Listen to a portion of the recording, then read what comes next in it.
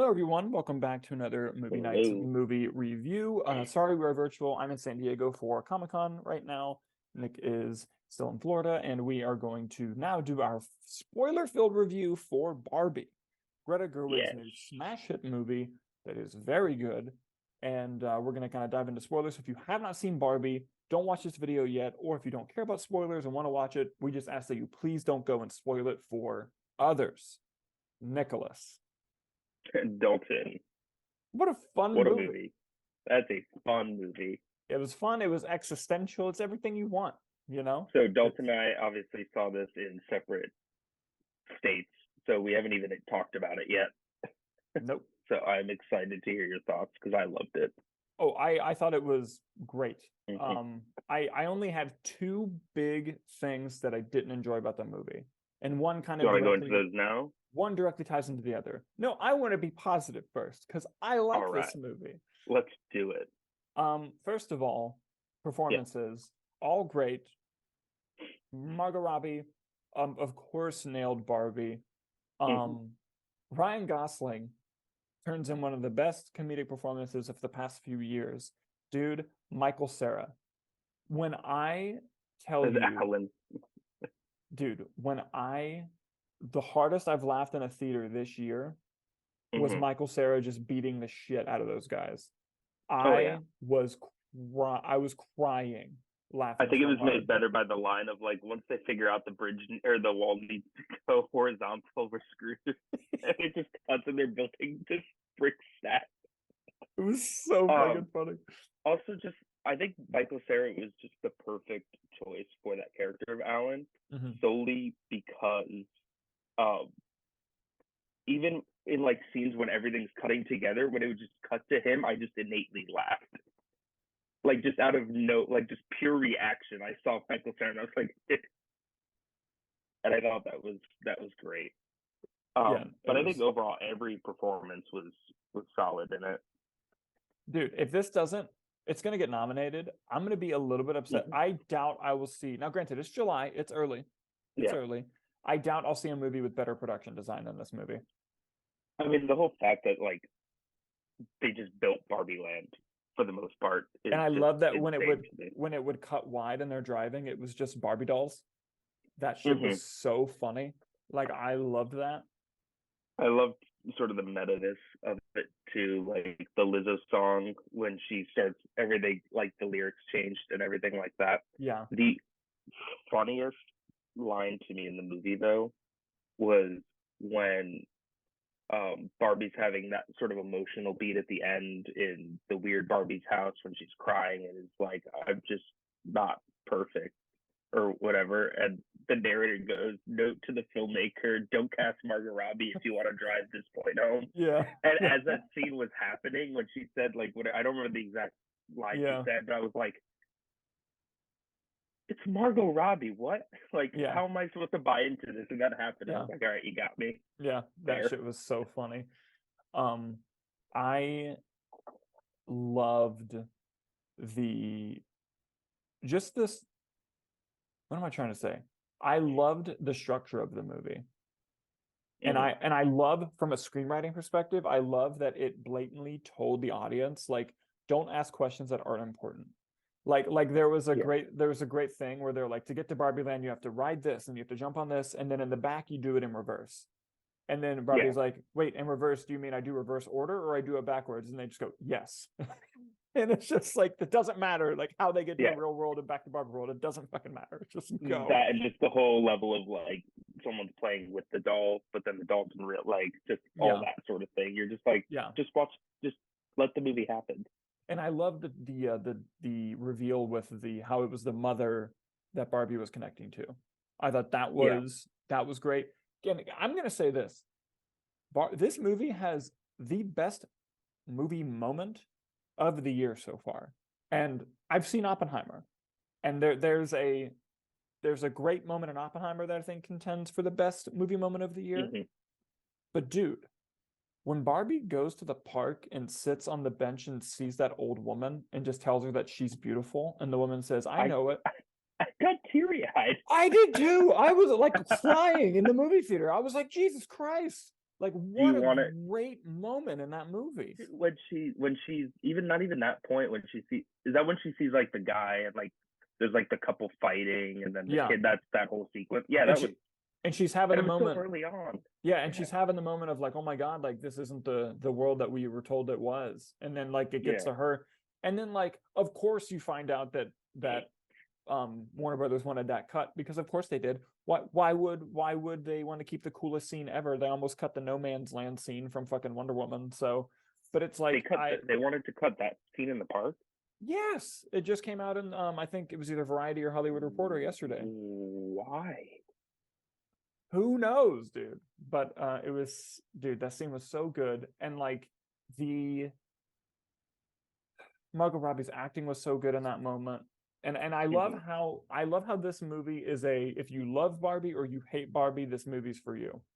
And I think it does a great job of wrapping up everybody's story, wrapping up everybody's arcs. The last line of the movie is fucking great. It's great. With all this, I love this movie.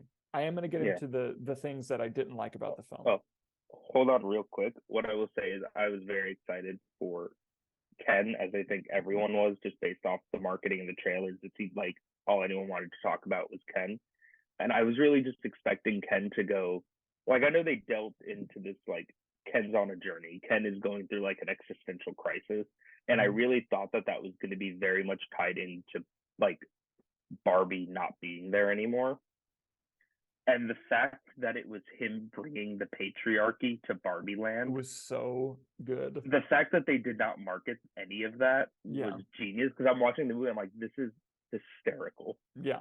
And that's line at the end when he just goes, honestly, once I found out that horses really weren't involved with patriarchy, I kind of lost interest. That was so funny. Oh man.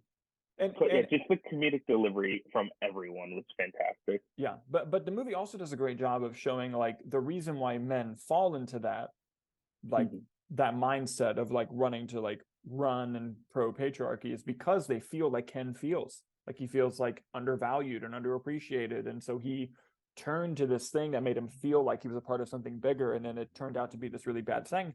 And I thought that moment really came through at the end when Barbie like apologizes to him at the end and says, "Hey, I'm really sorry that I took you for granted in that way."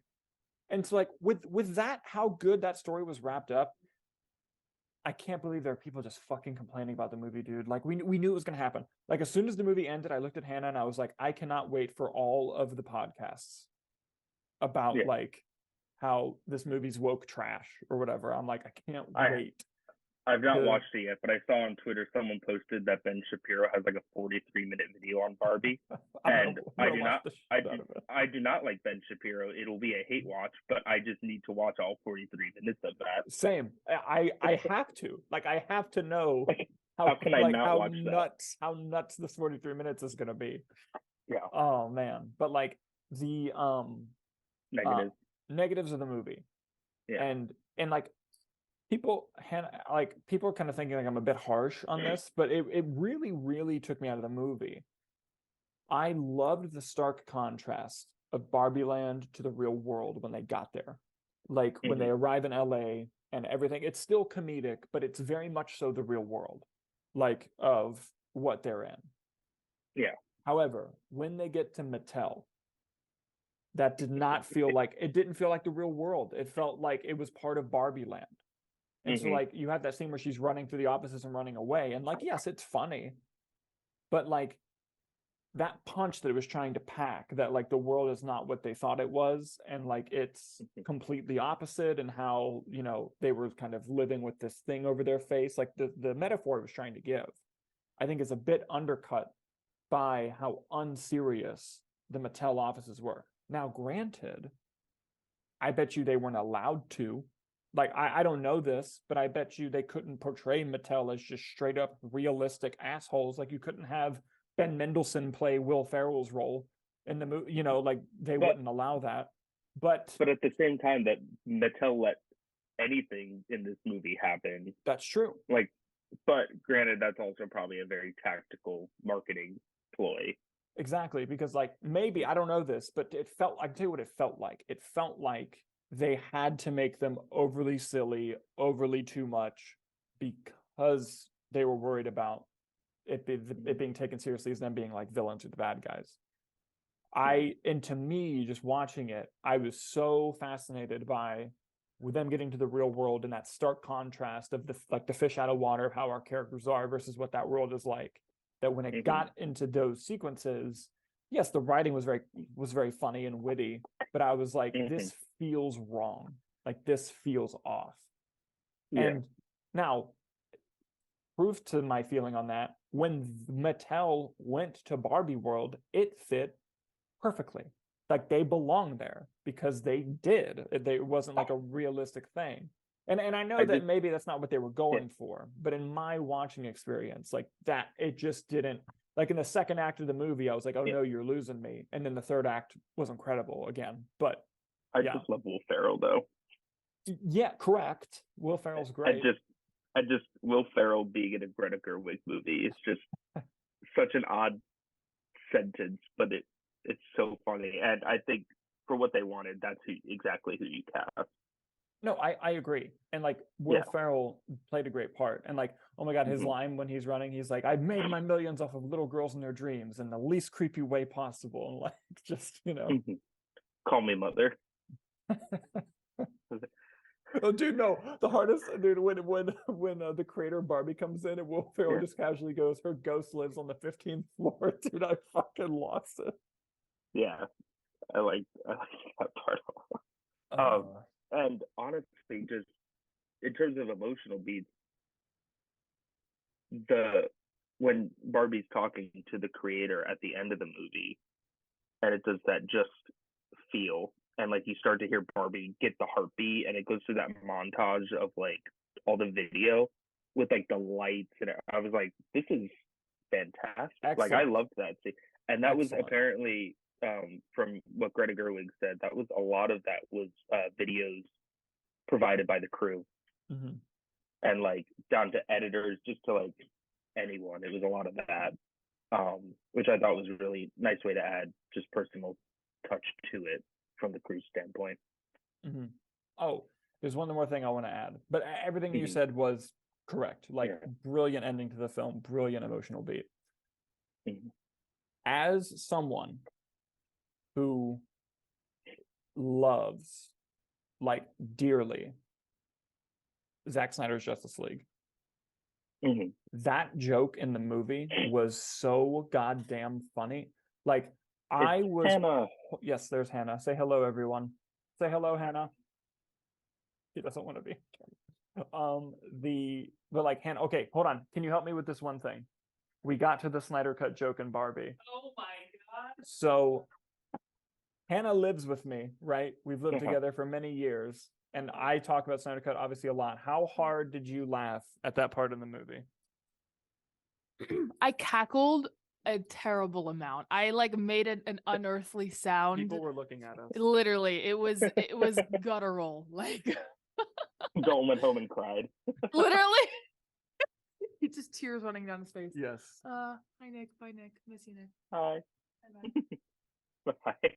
But dude, it was such a great joke. Like, it was unbelievable. I was laughing so hard. And then I go online and I see people being upset about the joke. And I'm like, guys, it was such a good joke. And two, they did all the bro stuff. Like the Godfather one was hilarious. The Rocky 3 one was hilarious. Like like they were all funny, and like it's not attacking you. Like if you feel like it's attacking you, then you're the problem, right? You didn't understand the purpose of the movie. Exactly. Like it was such a funny joke. You can like Justice League and still understand that it's a cult.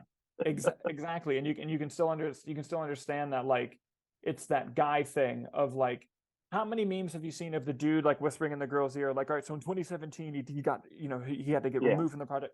Like it's all that. So funny. It's so funny. And like it's extra funny that Warner Brothers made the joke. That's really funny. But the joke was great. And like I see people like online who like me, who just really like the movie, who like are offended, and I'm like, guys, it was such a good joke. Like you gotta respect like good bits. It was such a good bit.